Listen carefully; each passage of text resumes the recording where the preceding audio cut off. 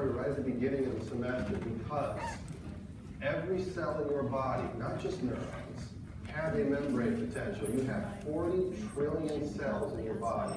Every stinking one of them has a membrane potential. And I'm going to explain what membrane potential means in just a little bit. What I want to start you off with is to let you know that it is a measured value. So understand that membrane, like if I ask you how tall you were, you measure. If I ask you how much you weigh, you get on a scale. If I ask what the membrane potential of a cell is, it would be measured. All right? It is a measured value. Okay, that's an important point. All right, to help us understand what's happening here. What is it exactly? We'll go with the abbreviation. The abbreviation for membrane potential is capital V subscript M. All right, so we'll write that. And a couple of other things that are going to be important before we really get into the meat and potatoes of things that we're going to be discussing. So membrane potential, the abbreviation is VM, and most often that's what I'll write because it's just a heck of a lot easier to write capital V subscript M. Membrane potential. Now, membrane potential, and we'll put that as well, that it is a measured value. Every cell has one. Has a VM. Every single one. Okay?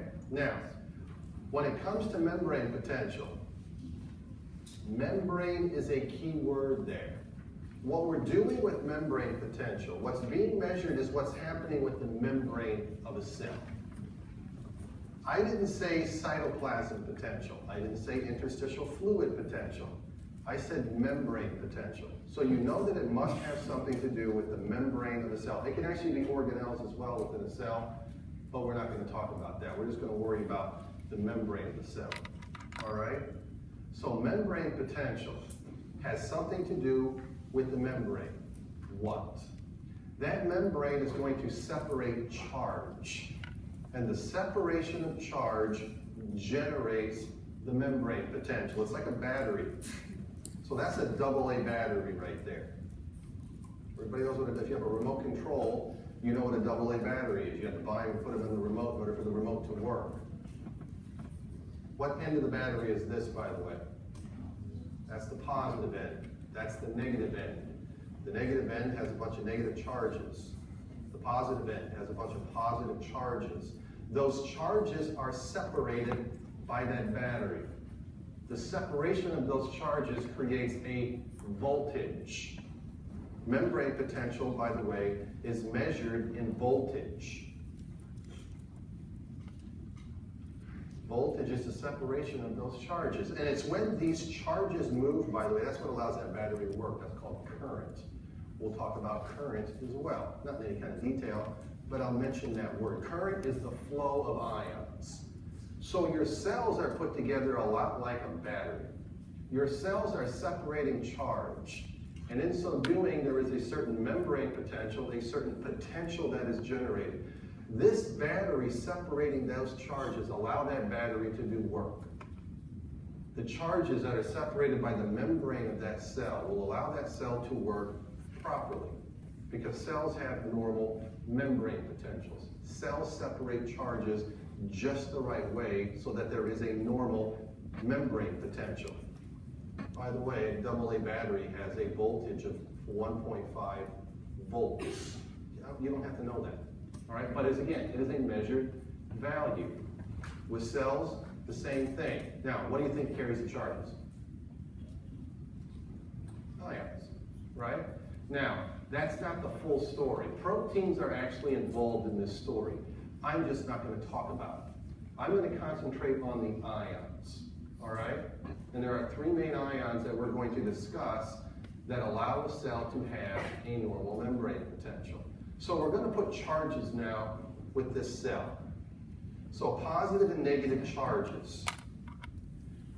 Put a lot more positive charge on this outer membrane. By the way, I want you to view this as these charges are stuck to the membrane. That's how I want you to visualize this. Those charges are stuck to the membrane. Those charges are potassium ions, for example, or chloride ions as the negative charges, for example. They're stuck to that membrane. There are also, and by the way, there are charges here as well. There are ions here as well. What's this fluid known as, by the way, out here? That's the interstitial fluid. There's a bunch of charges out there. There's a bunch of ions there. If we had to compare the number of ions in the interstitial fluid to the number of ions that are stuck to the membrane, it's not even close. There are way more ions in the interstitial fluid than there are stuck to that membrane. Okay? Way more. All right? There are also charges stuck to the inner membrane. Not quite as many positive charges. Right? And a few more negative charges than we have on the outer membrane. Again, they're stuck to that membrane. That's how I want you to view it. There are charges in the cytoplasm, there are ions in the cytoplasm, and there's way more of them than there are on the inner membrane. But we don't care about those charges in the cytoplasm when it comes to what membrane potential is, because again, it's not cytoplasmic potential, it's membrane potential. So what is going to give a cell a membrane potential? The separation of these charges just on either side of the membrane. That's what creates the membrane potential. That's what creates the voltage, like in a battery. We measure membrane potential in voltage, or as volts. And what creates that measurement? The separation of charge. And they're separated just the right way. I'm going to show you how that happens. Okay, so I'm going to throw a bunch of facts at you initially. Then what I'm going to do is we're going to put it all together. Today we're going to get through one page. The first page of your notes is as far as we're going to get, and we might not even get done with that. We're going to go through this methodically, because if you don't understand this, the rest of the chapter is going to become a bit confusing, just like with the skeletal chapter. If you didn't understand the very first thing that we did, it's difficult to understand everything else after it. So we're going to spend a lot of time on membrane potential and how it's generated. All right? Now, what else do we need to know about membrane potential before we get into a lot of the stuff? This is the actual unit, millivolts. Milli is 1,000. Not 1,000, but 1,000. So there are 1,000 millivolts in 1 volt. So the numbers are really, really small.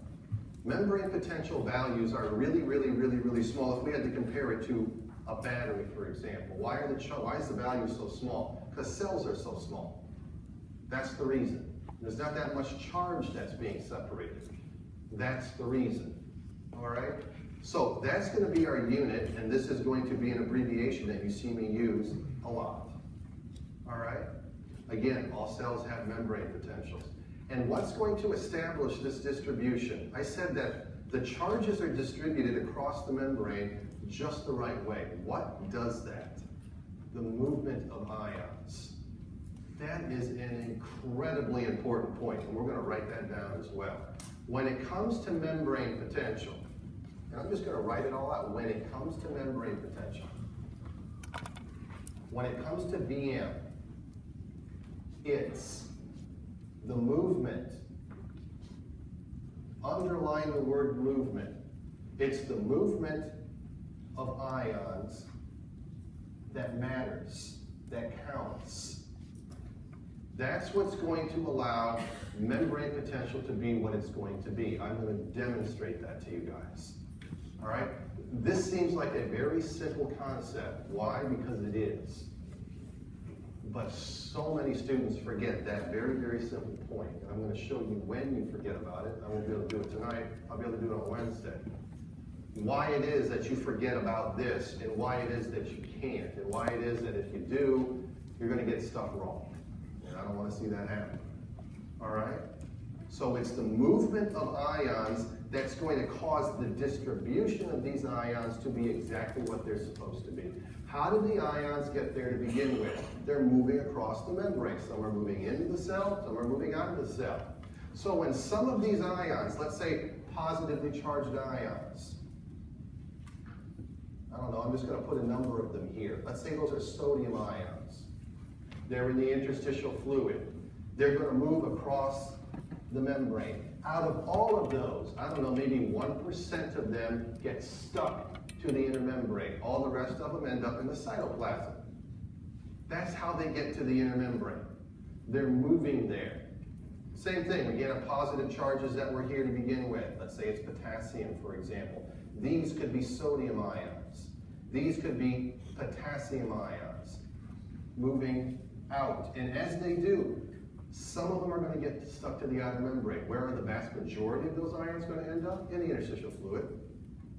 But that's not going to influence what our membrane potential is. What's going to influence what membrane potential is? The ions stuck to the inner membrane and the ions stuck to the outer membrane. And again, are they stuck there like glue? No. But that's a good visual for you guys to understand what's happening here. So far, so good. I know I'm going through this methodically, but I have to. All right? Especially when we get into the membrane potential itself, how it's generated, what's going on, how it changes, and we're going to see that as well. All right? So what have we done so far? We've only talked about this. What else do we need to do? Well, we need to know that it's going to be negative, resting membrane potential. So that's where we're going to start next. Resting membrane. There's all kinds of different membrane potential. We're going to start with resting. What does resting mean? Resting means that the cell is just kind of chilling out. All right, where the cell's not being stimulated in any way, the cell is not being inhibited in any way, it's just there resting. And so that's where we start. What is resting membrane? What is the membrane potential in a cell at rest? That's what we're going to spend. That's what we're going to spend the entire rest of this lecture about. Is that? How is it generated? And how is it generated? It's generated again by the movement of these ions just the right way. The cell is not always at rest, by the way. And we'll talk about when the cell is not at rest. And we'll see what happens to membrane potential and why it's important, by the way. Most of you in here are going to go into the medical field. Not everybody is, but most of you are. You're going to take the blood of a patient. Why do you do that? Because you want to see if the blood work indicates whatever the heck is going wrong with your patient, because that's why you see patients. Something is going wrong. Your patient comes to you and they say they have it, I don't know, their muscles are very rigid. Or maybe they feel lethargic. Or maybe you have a patient who's having seizures. Or maybe you have a patient who's this, that, or the other thing. That blood work can indicate to you what the problem is. What you're looking at in that blood work, part of it is ions. If the ion concentration in the body is screwed up, you're going to screw up membrane potential. And when you screw up membrane potential, things are going to go wrong. What kind of things? It can cause seizures. It can cause comas. It can cause muscle rigidity. It can cause glands not to work properly. Because what membrane potential does in your body is everything. You cease to exist if there is no membrane potential. We'll get into this stuff a little bit later. This is incredibly important clinically. I can't even begin to tell you how important it is. Okay, so important to hear bells in the background when I say it. All right? So are we good? What else should we know? That the value is negative. What does that mean? So why, does a battery have a negative potential? It does not. It doesn't mean anything is negative. What is meant is this. And actually I'm going to help you understand it by doing this first. I'm going to draw a cell. I'm going to show you how membrane potential is negative. I'm not even going to have any negative charges in this picture. Now this is completely theoretical. This is not what happens in real life, but this will help you understand what membrane potential is. Vm is at rest, is negative. So I'm going to put a whole bunch of positive charges stuck to the outer membrane of this cell. As will you, I hope. Then we're going to put some positive charges stuck to the inner membrane. Now I'm going to ask you a question. Where is the cell more positive? On the outer membrane or the inner membrane? Where is it more positive? The outer membrane is obviously more positive by a lot. There's a lot more positive charge on the outer membrane. So the outer membrane, and again, it's membrane potential is what we're talking about, so that's what we care about, what's happening with the membrane. The outer membrane is more positive. So, by default, the inner membrane is what? More negative. The inner membrane is more negative compared to the outer membrane, because that's what we're doing here. Inner membrane is more negative. If the outer membrane is more positive, the inner membrane must be more negative, even though there's no negative charge. You don't have to have